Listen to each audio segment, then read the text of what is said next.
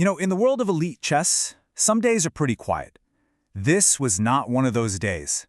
We're going to break down the penultimate round of the Sinquefield Cup, a day where a single move could literally make or completely break a champion.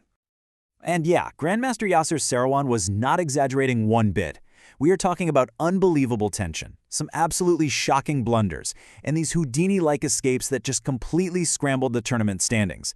Let's start with what was really on the line. So what was at stake here? Well, it was kind of a double battle.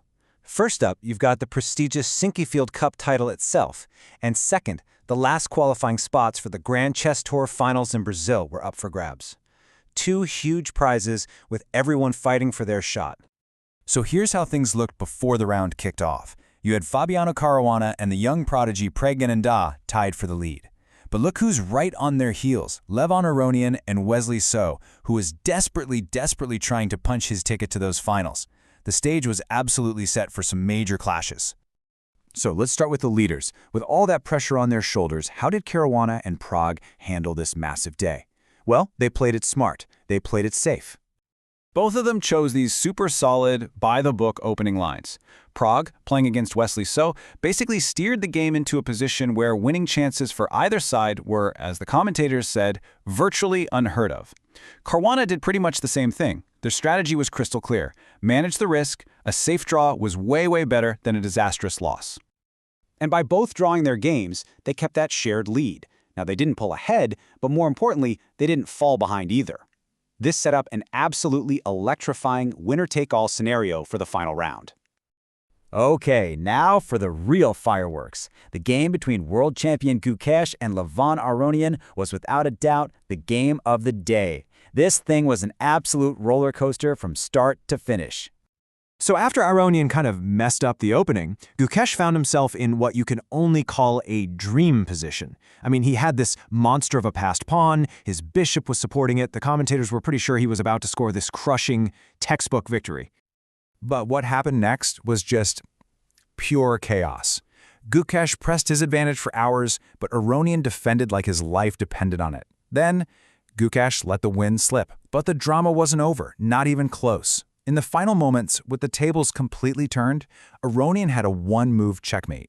A single move to win the game right there. And he missed it. He just didn't see it. The game ended in a jaw-dropping draw. Even the commentators were left pretty much speechless, calling it one of the wildest finishes they had seen in a long time.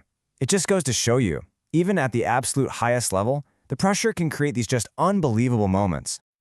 But believe it or not, the day's most consequential drama came from the game between Nodirbek Abdusattorov and Alireza Firouzja.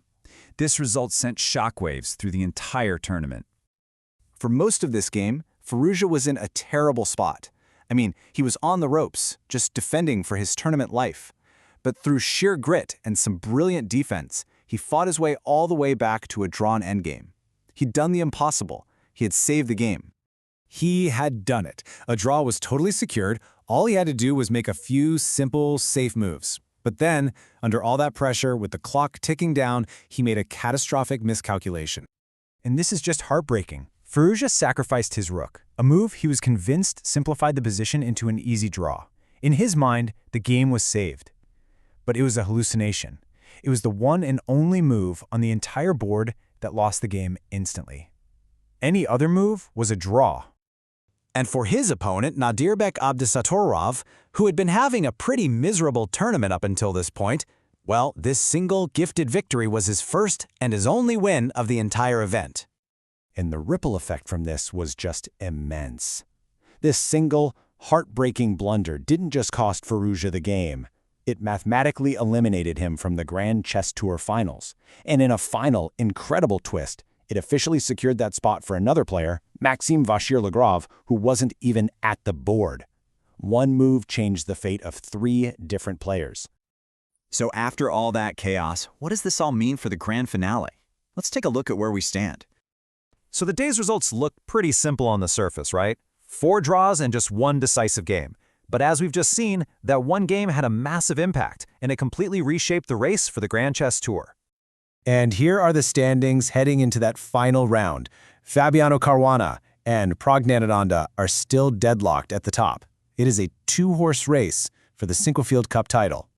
And the final round matchups promise even more fireworks. The leaders have anything but an easy day ahead of them. Caruana has to face the world champion, Gukesh.